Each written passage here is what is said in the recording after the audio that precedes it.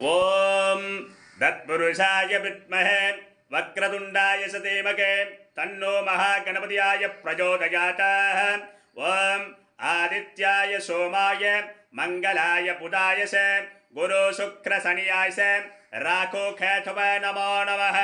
ஓம் ருத்ரதித்ராவவத்ஸ்ரீ மகாபுண்ணிமாதாதவஸ்தாः தேவதாவஸ்திரோ மகாபுண்ணிமாதா பிராசன நமோ நமஸ்திரே.